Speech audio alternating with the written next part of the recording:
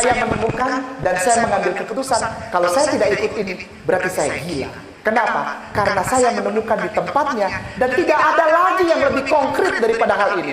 Pernyataan dari seseorang laki-laki yang dulu saya anggap sebagai Tuhan dan juru selamat saya. Namanya Yeshua HaMashiach. Sampai sekarang aku masih cinta dia. Sampai sekarang aku masih mengasihi dia. Sampai sekarang nama itu masih jadi nama yang baik di dalam hatiku. Caranya gimana? Ketika aku mencintai Rasulullah Muhammad SAW, maka aku sudah otomatis mencintai laki-laki yang namanya Yeshua HaMashiach atau Jesus Christ atau Isa alaihissalam. Ketika aku mengucapkan Allahumma sholli ala sayyidina Muhammad, maka nama itu sudah termasuk di dalamnya. Saya mencintai Isa lebih daripada sekedar jadi Kristen. Karena apa? Karena Isa, Jesus Christ, yang dulu saya kenal sebagai Tuhan Juru Selamat penebus dosa saya. Begitu saya ke sana dan saya belajar, kenyataannya lain. Beliau mengatakan melalui catatan yang sangat valid, catatan yang benar, yang tidak, ibaratnya kalau di Muslim bilang sahih, bukan sahih lagi, mutawatir mungkin ya, mutawatir. Itu nyata bahwa laki-laki itu, Jesus Christ itu, bukan Tuhan dan Juru Selamat. Dia adalah seorang laki-laki Muslim. Nah, pertama dimulai dari siapa Kristus? Kristus itu manusia yang di anointing atau anointing apa bahasa? Itu bahasa gereja, bahasa Inggris tapi menjadi bahasa dasar gereja. Anointed, laki-laki yang diurapi. Diurapi itu artinya diangkat, disahkan, dibaiat, ditahbiskan untuk menjadi seorang laki-laki yang menjadi penyampai pesan Tuhan, penyampai pesan Allah. Ya, anointed, Kristus, HaMashiach, Al-Masihu. Al-Masihu itu artinya bukan juru selamat. Sampai detik ini saudaraku yang Kristen dan Katolik itu sudah banyak yang berdialog dengan saya dan saya cuma pegang satu saja. Ketika engkau bilang Yesus itu Kristus, itu benar, itu tidak salah. Karena artinya engkau membenarkan bahwa Yesus itu Nabi. Yang pertama isinya adalah ketika Ustadz Tony menanyakan, Yesus itu Islam, kenapa berani bilang Islam? Karena dia pertama adalah, dia bukan Tuhan. Dia tidak pernah jadi Tuhan, dan dia tidak pernah dia jadi anak Tuhan. Tidak pernah. Dia tidak pernah menebus dosa manusia, tidak pernah. Dan di dalam Bible tidak pernah ada ayat tulisan begitu, tidak pernah ada. Tidak pernah ada Bapa, Putra, dan Roh Kudus, tidak ada. Tidak ada. Tidak ada. Patris et Filii et Spiritus Sanctus atau Evangelicam ke Doctrinam Patris et Filii et Spiritus Sanctus itu tidak pernah ada. Di dalam Bible tidak pernah ada. Nah, kenapa? Karena Yesus di situ mengklaim dirinya dan lingkungan semua membenarkan kesaksian itu bahwa dia adalah seorang nabi. Dia adalah utusan Allah. Yohanes pasal 17 ayat 3. Inilah hidup yang kekal itu atau inilah Eden itu. Hamak Eden apa? Inilah yang benar. Eden itu apa? Bukan Lia Eden, bukan. Eden itu paradise, heaven, surga, jannah. Inilah surga itu. Inilah hidup yang kekal itu. Yohanes pasal 17 ayat 3. Inilah hidup yang kekal itu, yaitu bahwa mereka mengenal engkau Allah yang benar satu-satunya. Jadi sebetulnya kata-kata di dalam bahasa aslinya, dalam bahasa Yunani koine itu begini. Tidak ada Tuhan yang benar selain engkau. Ya Allah. A besar, L-nya 2, AHA. Karena Bible dari depan sampai belakang kalau bilang nama Tuhan selalu pakai A besar, L-nya 2, AHA. Dibaca Allah. Tidak ada yang benar selain engkau ya Allah. Tidak ada Tuhan yang benar selain engkau ya Allah. Tidak ada Tuhan selain Allah. Itu yang pertama. Di ayat B-nya, di ayat Yohanes pasal 17 ayat 3b-nya bilang begini. Dan aku Isa utusanmu. Allah. Aku Isa utusan Allah. Jadi pesan yang saya dapat pada saat Yesus masih hidup, Isa alaihissalam masih hidup, kepada para pengikutnya adalah jika engkau mau masuk surga, imani dan katakan itu, yaitu pertama adalah la ilaha illallah Isa Rasulullah. Ungkapkan itu di depan orang menjadi kesaksianmu, menjadi asyhadu alla ilaha illallah wa asyhadu anna Isa Rasulullah. Karena Rasulullah belum datang. Rasulullah Muhammad SAW belum datang. Itu masih wilayah kekuasaan beliau. Untuk lingkungan Yudea Galilea saja. Bukan saya bilang tanah Israel. Nggak mau saya bilang Israel. Rugi karena salah juga pengertian orang di Indonesia tentang Israel. Sana Israel, Israel itu adalah nama Nabi Yakub alaihissalam. Israel nama Nabi Yakub alaihissalam. Jadi jangan maki-maki, oh Israel itu apa? Dajjal Israel. Jangan ngomong gitu, karena Israel adalah nama Nabi Yakub alaihissalam. Yang jahat itu Zion. Tidak semua juga mau dibilang Yahudi. Yahudi adalah anak kelima dari Nabi Yakub alaihissalam. Jadi tidak semua di sana dibilang Yahudi. Ketika saya di sana bilang, "Are you Jews?" Masih bagus nggak ditabok. Karena tidak mau semua orang disebut Jewish. Tidak mau semua orang disebut Yahudi. Tidak mau. Karena semuanya tuh ada 12 suku. Yang banyak di sana Khazar malah. Yang datang dari Afrika Selatan, dari Yaman, dari pinggiran Eropa. Yang sekarang mengaku menjadi warga negara Israel. Itu udah kacau balau. Bukan orang Israel atau Bani Israel. Anak-anaknya Nabi Yakub alaihissalam dan keturunannya. Udah bukan di sana. Udah kacau balau di sana. Nah, Zionis ambil alih. Sehingga terjadi peristiwa Yom Kippur. Dan mulai saat itu Palestina ditembakin. Bukan oleh orang Israel, Bani Israel, keturunan Nabi Yakub alaihissalam, bukan. Oleh orang-orang pengikut Dajjal yang namanya Zionis. Nah, Yahudi itu anak kelima dari Nabi Yakub. Yang pertama Ruben. Yang kedua Ruben, Simon, Levi. Ini yang masih suka pakai celana Levi's, tahu? Levi, S. Masih ada yang suka? Engkau menjadi penyumbang donatur terbesar untuk orang Yahudi tembakin saudaramu di Gaza. Enggak, benar. Levi itu adalah Yahudi. S itu Strauss. Karena orang Levi ini hidup di Austria. Dia punya nama Austria Strauss. Jadi Levi, S. Levi Strauss. Levi's. Dipakai jeansnya. Engkau pakai jeans itu, engkau sumbang orang Yahudi buat tembak saudaramu di Palestina. Ya. Afwan, saya tidak bisa tertawa karena saya pernah di sana lihat. Saya lihat orang Muslim di sana. Bila? Sekarang. Saya lihat. Ini di rumah Allah. Kan saya tanya. Saya lihat. Jadi ketika di sini orang bilang biasa aja, oh, ada kotak orang keliling pakai bendera Palestina bawa kotak ya. Lalu kita isi 10.000, 100.000, 1 juta, 10 juta, 100 juta, lalu dia merasa hebat. Mereka di sana nggak butuh uangmu. Mereka butuh kesatuan suara umat Islam, ukhuwah Islamiyah yang ada di Indonesia untuk memberi power kepada pemerintahannya. Bilang di PBB, tanah Yudea Galilea bukan punya orang Israel, itu punya orang Palestina. Sebut tanahnya Palestina, jangan bilang Israel. Palestina. Mereka nggak butuh duit kita, malu kita. Kembali lagi.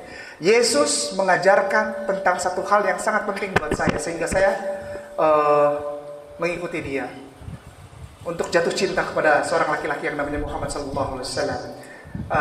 Yesus mengajarkan syahadat.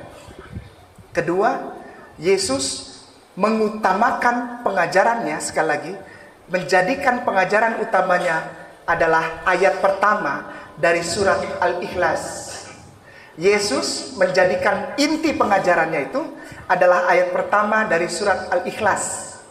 Contoh Markus pasal 12 ayat 29. Kita punya Bapak Arsono di belakang sana yang sudah hafal ayat ini. Insya Allah, Pak Kiai. Bunyinya begini. Vayomer Yeshua HaMashiach. Vayomer, berkatalah Yesus ini. Shema Yisrael Adonai Eloheinu Adonai Echad.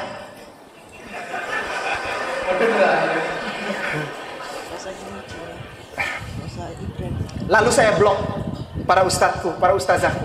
Saya blok kata-kata itu.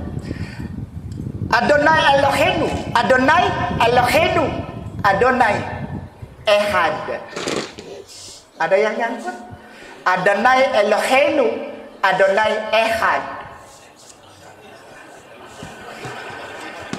Ba'at medavir de Ivrit an medavir de Ivrit. Jadi buat Anda yang sudah biasa dengar bahasa Hebrew, Saya akan mengungkapkannya pelan-pelan dalam bahasa Hebrew. Maka itu kalau ngobrol sama ada orang yang dari saudara kita saudara-saudaraku tersayang itu di Kristen atau Katolik yang ngajak saya ngobrol tentang Bible, dia bilang tukang bohong, kamu nggak pernah di sekolahin. Saya cuma duduk lalu saya bilang, Admida very Brit.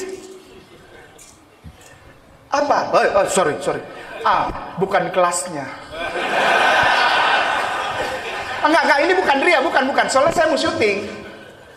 Saya bilang, aduh maaf, nggak ada waktu, sibuk syuting. Syuting apa? Kejar angkot. Bukan kejar tayang. Ngejar-ngejar ojek, saya ngejar angkot. Vayomer Yeshua HaMashiach. Berkatalah dia laki-laki itu, Yeshua HaMashiach. Shema Yisrael. Adonai Elohenu, Adonai Ehad. Katakanlah ya Israel olehmu, karena Tuhanmu mendengarkan. Dan dengarkanlah ini hati-hati katanya. Kul hu Allahu Ahad. Dan ayat ini berulang 84 kali di dalam Bible. Menjadi pengajaran inti 84 kali. Di dalam bahasa Hebrew, bahasa Aramaik Syriak, dan terakhir bahasa Yunani Koine yang digunakan sebagai bahasa orang. Saudara kita bilang gospel atau Injil perjanjian baru katanya. Berarti ada perjanjian yang lama. Kalau ada perjanjian baru, perjanjian lama. Kalau perjanjian lama berarti udah kadaluarsa, udah nggak dipakai lagi. Sekarang aja yang kadaluarsa isinya cacing, itu ikan makarel. Astagfirullahaladzim. Kayak iklan. Jadi kalau udah kadaluarsa, takut-takut di dalamnya ada cacing, nggak boleh dipakai lagi, ya. Kul huwallahu ahad adalah ajaran intinya. Tauhid adalah ajaran inti Bible. Tidak ada yang lain. Tidak ada yang lain. Lo Adonai Elohenu Elohecha Kefarim Alpanai. Wah, ini udah mulai tambah sulit lagi nih. Enggak ya, biasa aja ya, biasa aja. Jangan ada padamu ilah lain di hadapanku untuk engkau sembah. Lo Adonai Elohecha Kefarim Alpanai. Tauhid Allah nama Tuhannya. Cara sembahnya gimana? Kitab Keluaran pasal 3 ayat 5. Tolong sebelum masuk kau lepas dulu alas kakimu. Lepas dulu alas kaki. Kitab Keluaran pasal 3 ayat 5. Tolong lepas dulu alas kakimu. Ya, karena ini rumah Tuhanmu, kau hormat. Rumah RT aja kau mau bikin KTP kau buka sendal. Lalu berwudu. Berwudu, serius, berwudu. Kalau engkau tidak berwudu, engkau mau masuk rumah ibadah tanpa berwudu, sekali lagi, apabila engkau tidak berwudu, kalau engkau masuk rumah ibadah, engkau mati. Keluaran 30 ayatnya yang ke-20. Wudu. Setelah itu dilihat, seorang laki-laki melihat dirinya sendiri. Kalau dia akil balik, apakah dia bersunat atau tidak? Kulit katanya dikerat. Dia sudah melakukan itu belum? Kulit katanya dikerat. Di dalam kitabnya saudara kita ini, Kristen dan Katolik yang tersayang ini, sunat itu buat mereka bukan masalah kebersihan, Pak. Bukan masalah kesehatan, bukan. Sunat buat mereka itu sangat penting. Karena apa? Karena itu perjanjian yang kekal. Kalau mau bersih, beli obat, beli sabun antiseptik yang paling mahal, engkau bersih. Mau sehat, pergi ke dokter Adi di Cawang, di Jakarta, dokter kelamin dan kulit itu. Mahal memang, tapi gak apa-apa. Engkau sehat, tah? Benar gak?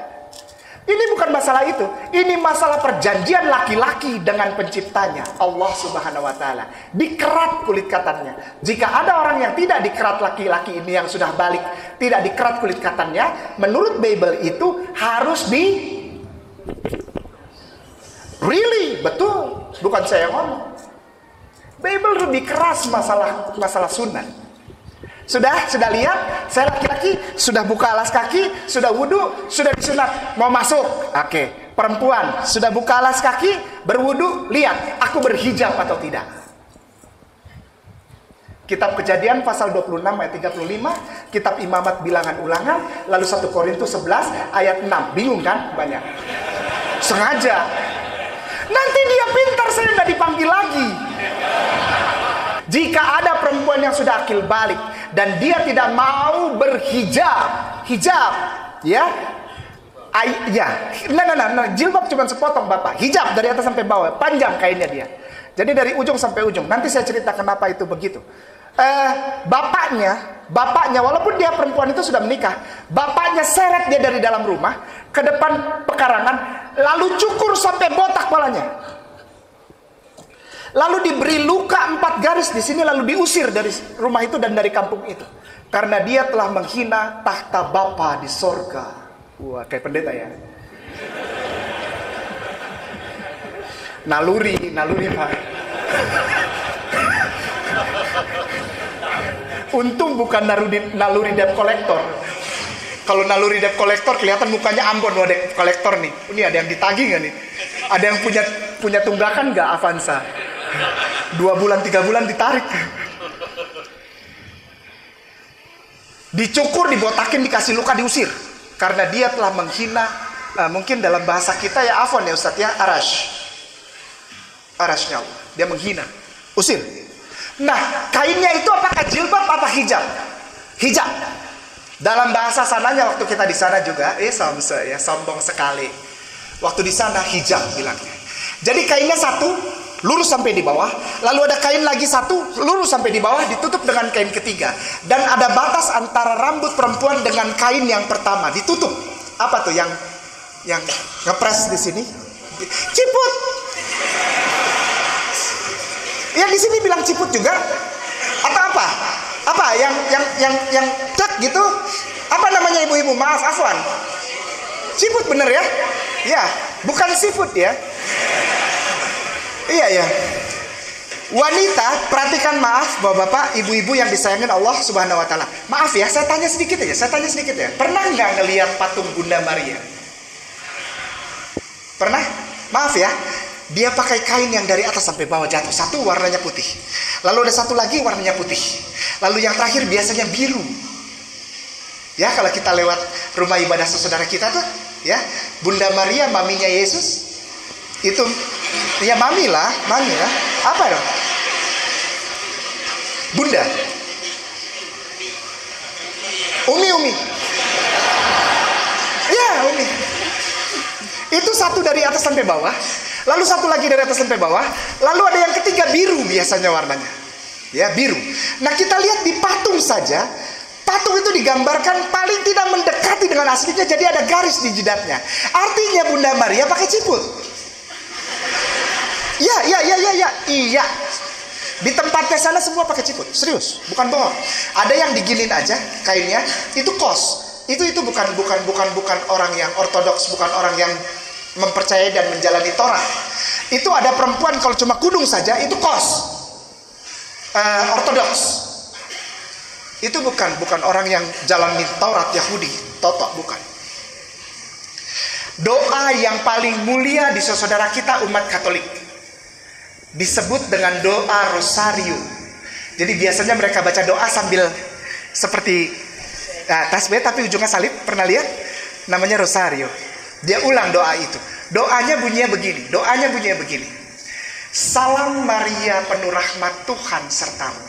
Ave Maria gratia plena. Salam Maria penuh rahmat Tuhan sertamu. Artinya assalamualaikum ya Maria. Engkau penuh rahmat. Jadi Maria ini kepenuhan rahmat. Sampai cerita di dalam Alkitab itu, kalau ada orang yang berdiri saja di samping Maria, orang itu dapat rezeki. Nggak usah ngomong. Serius, orang itu datang ke samping Maria karena Maria penuh kemuliaan dan rahmat serta berkat Allah, maka orang di sebelahnya yang datang dekat dia dapat rezeki. Dijawab doanya. Oleh sebab itu Maria ini, ibunda Isa alaihissalam ini begitu luar biasa sehingga di dalam Al-Quran diberikan tempat khusus dalam satu surat. Surat Maria. Salam Maria penuh rahmat Tuhan sertamu. Terpujilah engkau di antara para wanita. Kenapa dia terpuji? Karena dia berhijab. Karena dia berhijab. Jadi kalau ada di antara sini para saudaraku, ukhti yang masih sekali-sekali buka hijab, ada ya. Di Jakarta itu ada begitu. Udah pakai hijab terus lepas. Terus dia marah orang yang tanya dia lagi. Hebat. Ya hebat dia, ya. Jika engkau ingin mulia di antara para wanita, jika engkau ingin menjadi berkat, menjadi sumber rezeki untuk suamimu, untuk ayahmu, untuk ibumu, untuk seisi rumahmu, berhijab. Tidak ada cara lain. Engkau harus berhijab untuk mengundang rizki di dalam rumah, mengundang berkah dan rahmat di dalam rumah, berhijab. Itu saya dapat dari Bible. Saya percaya itu. Kenapa? Karena saya tidak pernah lihat patung Bunda Maria pakai tank top. Enggak. Solo Surakarta ini banyak gereja, saya takut salah ngomong. Nanti direkam dibawa ke situ, saya dicari-cari orang, udah gelap dicari-cari orang. Allahu Akbar, kasihani aku ya Allah. Iya, saya percaya Maria diberkahi dan penuh rahmat Allah, dan dia dimuliakan di antara para wanita karena dia berhijab.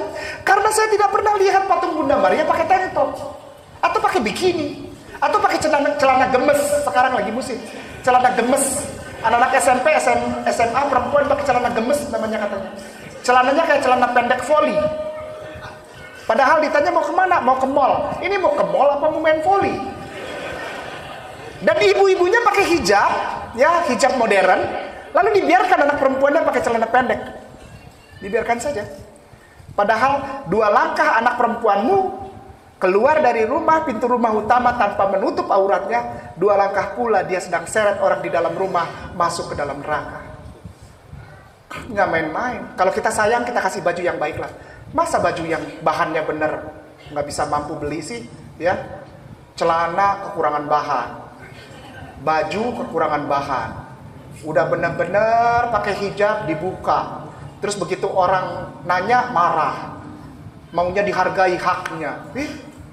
Engkau buang hakmu gitu, ya biarin, ini kan urusan saya gitu.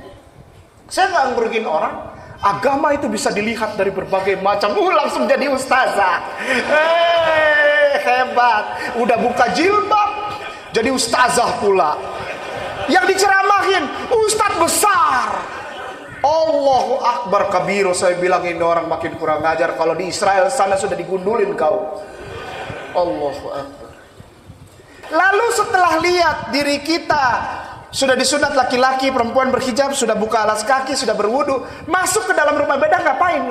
Main piano, main drum, loncat-loncat. Oh haleluya. Timbunlah tanah yang berlubang, lagu mereka ya. Ada lagunya, ada lagunya. Timbunlah tanah yang berlubang. Ini kau mau ajak aku ibadah apa mau kerja DPU? Kan timbun tanah berlubang kan? Jangan salahkan saya, bukan penghinaan. Ini saya tanya ya. Ada lagu-lagu pujian yang luar biasa, dan shout to the Lord on the earth, let us pray. Sampai loncat-loncat itu pemain bass bola. Ini mau konser pemuh ibadah. Apakah ada di dalam Bible? Tidak ada. Di dalam Bible, setelah engkau lihat, engkau buka alas kaki, engkau berwudu, engkau lihat engkau telah disunat atau tidak, laki-laki, perempuan berhijab atau tidak, maka ketika engkau masuk, engkau melakukan apa? Engkau melakukan sholat. Namanya selotah. Sholat. Hilal, qiyam, hilal, tahillah, hilal, proskueno. Sujud dengan muka, jidat, dan hidung kena tanah. Di dalam Nehemia 8 ayat 6, sholat dengan gerakannya, walaupun belum sempurna, karena Rasulullah belum menyempurnakan itu. Ada itu, kenapa harus ada itu? Supaya nanti disempurnakan sama Rasulullah. Nehemia 8 ayat 6, sholat. Afwan Ustaz boleh enggak, maksudnya pegangin mic. Okay. Saya jadi nggak enak sudah. Ini soalnya guruku ini, saya takut dosa. Ya, yang pertama namanya Hilal, artinya menyebutkan nama Tuhan lebih keras dari sebelumnya. Ya ilahi, ya ilahi, ya ilahi. Biasanya gitu. Dia bukan begini, tapi gini. Karena belum ada aturan dari Rasulullah. Jadi dia begini. Namanya Hilal. Hilal ini menyebutkan nama Tuhan lebih keras dari sebelumnya. Ya, kalau di kita bilang takbiratul ihram. Allahu Akbar. Nah, di dalam Nehemia itu disebutkan Allahu Akbar, Allah yang maha besar. Jadi kalau ada yang bisa buka Nehemia ayat pasal 8 ayat 6, di situ turutannya jelas. bahwa Ezra menjadi imam dengan Hillel, lalu di belakang nyaut amin, lagi sholat jamaah. Setelah Hillel dia qiyam. Qiyam artinya sama, berdiri. Qiyam, berdiri. Karena kita punya qiyamul lail, berdiri tengah malam. Ya berdiri. Tapi dia belum. Dia begini. Sampai sekarang dia begini. Jadi Hillel qiyam. Tapi ada juga saudara-saudara kita yang salat di atas, di dada. Ya, dia cuman begini. Jadi tapak tangannya begini, tangan dia kanan di atas. Ini namanya qiyam. Setelah qiyam Hillel lagi, lalu setelah Hillel tahillah, ruku, tahillah. Setelah tahillah Hillel lagi, lalu proskueno. Dengan proskueno ini artinya menyentuh tanah dengan jidat dan hidung. Tapi diberi tempat, Ustaz. Afwan, karena mereka hidungnya terlalu mancung. Orang Yahudi itu hidungnya mancung sampai bengkok. Iya, makanya itu kita waktu di sana panggil mereka hidung bengkok. Orang hidungnya mancung banget sampai bengkok gitu tuh, ya. Ya Jewish itu ya. Tandanya tuh di hidung yang gitu tuh, ada bengkoknya ya. Jadi biasanya mereka taruh tangannya begini, Ustaz. Afwan. Ya, ini untuk imam. Kalau untuk yang umat biasa dia tutup. Nah, jadi dia taruh di sini, lalu ini dan ininya kena tanah. Ya, jadi gini tapi ini semua kena tanah. Gitu. Kayak segitiga. Lalu bangun lagi, Hillel, habis hitungan satunya di tahillah. Habis dia. Kalau kita nah, jadi satu rakaat itu kan biasanya kita sujud, duduk di antara dua sujud, berdiri, habis. Satu hitungannya tuh. Kalau dia belum, sujud, duduk, sujud, berdiri, lalu tahillah begini. Itu baru habis. Ini habis. Ya, dan mereka biasanya habis sudah. Kalau udah satu rakaat sudah. Kalau ada yang mau 2 rakaat atau 3 rakaat, mereka harus keluar lagi, Ustaz. Wudu lagi. Makanya tuh nggak ada yang mau sholat 2 rakaat atau 3 rakaat, 4 rakaat, capek wudu lagi. Ya dia harus ulang lagi. Dia harus keluar lagi. Dia harus keluar, dia masuk lagi, satu lagi. Kalau mau lanjut lagi, keluar lagi. Maka itu mereka biasanya hanya melakukan satu saja. Sampai hilang lagi, udah selesai. Nah itu sholat. Setelah sholat apa? Jaga perutmu. Jangan bibir dan lidahmu, mulutmu terkena makanan haram. Apa? Babi, daging babi. Kitab Ulangan, pasal 14, ayat 8. Babi haram, guguk haram, kelelawar haram. Ada semua di situ. Ada. Lalu terusnya, bibir dan lidahmu tidak boleh terkena anggur, atau engkau akan mati di dalam rumah Tuhan. Imamat pasal 10. Imamat kitabnya namanya Imamat. Imamat pasal 10 ayat 9 sampai 10. Ya, itu tidak boleh minum anggur. Sekarang ini anggur dimasukkan ke dalam gereja menjadi sakramen. Sakra itu kudus, men itu momentum, artinya ibadah perjamuan kudus. Padahal sudah dilarang, nggak boleh minum anggur. Ya, udah, sholat udah, zakat 2,5%. Ya, bagaimana cara kita berhadapan dengan LGBT? Ada pelaku LGBT, apa yang harus kita lakukan di dalam Bible? Sangat simpel. Imamat pasal 20 ayatnya yang ke-13. Kalau engkau berhadapan dengan seorang laki-laki atau perempuan yang pelaku LGBT, sangat simpel di situ. Apa yang harus kau lakukan? Bunuh dia.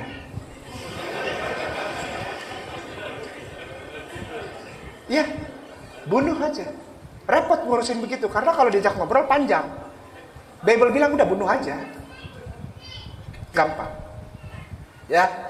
Lalu tawaf Mekah, Ka'bah, Mazmur pasal 84 ayatnya yang ke-6 ke-7 tentang tawaf di rindu Baitullah, rindu Ka'bah. Mazmur 84 ayat yang ke-6 dan ke-7. Yang terakhir, tidak boleh ada Tuhan lain yang menyaingi kedudukan yang sama dengan Allah. Tidak boleh. Walaupun itu Isa sendiri. Isa memberikan statement gong ini. Afwan Ustaz, ini gongnya nih. Mungkin ada saudara kita Kristen di lingkungan ini, saya mohon maaf, tapi silahkan buka Bible Anda. Karena sampai detik ini masih ditranslate, masih diterjemahkan. Alhamdulillah masih ada yang mau terjemahkan dan ayat itu belum dibuang. Ayat itu belum dibuang insya Allah. Jadi kalau antum semua saudaraku yang sangat aku sayangi dan aku hormati, ada di lingkungan ini yang Kristen, bawa Bible, buka. Ya, lihat. Matius pasal 7 ayat 21. Matius pasal 7 ayat 21 sampai 23. Tapi intinya ada di ayat 21. Matius pasal 7 ayat 21. Bunyinya begini. Bukan orang yang berseru kepadaku Tuhan, Tuhan akan masuk kerajaan sorga. Artinya adalah, kalau ini kata Yesus, saya garis bawahi, ini kata Yesus, kalau kau panggil aku Tuhan, kau tidak masuk sorga. Kalau kita meninggal, roh kita keluar dari tubuh. Roh kita tidak diterima masuk sorga. Roh kita masuk mana? Tolong dijawab. Sepakat. Karena di sana cuma ada 2 tempat. Tidak ada tempat ketiga. Tidak ada halte. Sekarang memang lagi nunggu semua. Tapi ketika semua sudah ada yang namanya penimbangan dan sebagainya macam tentang dihisab dan sebagainya macam, lalu kita berkumpul dengan Nabi kita Rasulullah di tepi danau yang sangat mulia itu tidak ada lagi tempat yang lain selain 2 tempat itu. Yang pertama surga, yang kedua mungkin ada ibu-ibu yang doyan masak di sini, nggak apa-apa lah, aku di dapurnya asal di surga nggak apa-apa. Nggak bisa ya. Surga ya surga. Ibu-ibu yang doyan masak di sini, di sana nggak disuruh masak. Ya, atau misalnya saya di tempat parkirnya aja. Enggak. Masuk kata Allah. Nikmati semua kebaikanku. Nikmati semua berkahku. Aku sayang dan cinta padamu ciptaanku. Nikmati jannah. Tidak ada yang ini. Jadi Yesus bilang, kalau kau panggil aku Tuhan, maaf, kau tidak masuk surga. Artinya, jadi Yesus bilang, kalau kau berseru kepadaku, Tuhan Yesus, engkau masuk neraka. Saya tidak mau masuk neraka. Saya berhenti panggil dia Tuhan. Saya puji dan muliakan dia sebagaimana dia harus dipuji dan dimuliakan. Sebagai Nabi Allah, sebagai Rasulullah. Proper, ya. Jadi kita tepat gitu. Ya, proporsional. Memuji orang jangan berlebihan. Kalau dia lulusan SMA, bilang, tapi dia punya keahlian gitu. Jangan dia lulusan SMA dibilang, oh dia alsi filsafat, dia lulusan S3 filsafat. Nanti orang pada datang ke dia dan dia jadi bingung. Aku punya masalah psikologis. Kau berikan aku jalan keluar karena kau doktoral. Apaan itu, dokter apa? Nah, jadi mempermalukan dia. Yesus tidak mau dirinya dipermalukan. Maka itu dia bilang, jangan pernah kau panggil aku Tuhan, karena engkau akan masuk neraka. Tapi orang Kristen kalau dibilang gini marah. Padahal saya bilang ini bukan menghina. Saya sayang sama mereka. Karena setiap hari Sabtu dan Minggu atau hari Rabu mereka bawa Bible-nya. Tapi mereka gak pernah tahu bahwa Yesusnya melarang mereka memanggil Yesusnya Tuhan. Ya, dilarang itu. Bible yang mereka bawa sebenarnya adalah preambul, mukadimah, kata-kata pembuka untuk kesempurnaan yang akan datang. Di dalam kitab Yohanes pasal 16 ayat 13. Di dalam kitab Yohanes pasal 16 ayat 13. Yesus bilang begini. Altit halon hefa menahma etmak Muhammadin bihotahasta biyallah. Akan datang setelah aku seorang laki-laki. Namanya Ahmad etmak Ahmad. Menahma yang mulia. Muhammad dengan segala kemuliaannya. Dia akan menginsafkan bumi, menaikkan derajatmu bihotahasta, menaikkan derajatmu bi Allah, karena dia adalah Nabi Allah. Yohanes pasal 16 ayat 13. Saya stop panggil Yesus Tuhan dan saya cari tahu tentang Rasulullah, bukan dari buku-buku Islam tapi dari Bible lagi. Ketemu lagi hifkom mematakim hekula Muhammadin zeduri vezekhi benuak Yerusalem. Di bibirnya tutur katanya manis semata-mata, segala sesuatunya indah, tak ada dusta pada bibirnya. Orangnya tidak terlalu tinggi, tidak terlalu pendek. Kulitnya putih, kalau kena matahari pipinya merah. Di sebelah kanannya 5.000 tentara, di sebelah kirinya 5.000 tentara. Dan mereka masuk kota yang kudus. Rambutnya seperti air laut di Syam el-Sik. Syam el-Sik itu tahu? Mesir tempat Musa menyeberang gitu. Musa alaihissalam menyeberang bersama Bani Israel. Syam el-Sik. Jadi tidak lurus, tidak juga kritik. Hadis membenarkan itu. Ya Ustaz ya, afwan. Dialah Muhammad ini Muhammad dengan segala kemuliaannya, dan dia adalah penguasa Yerusalem baru. Hai putri-putri Yerusalem, hifkum matakim hekulna Muhammadin sedua di bezakhi benoak Yerusalem. Nah, tafadhal Ustaz.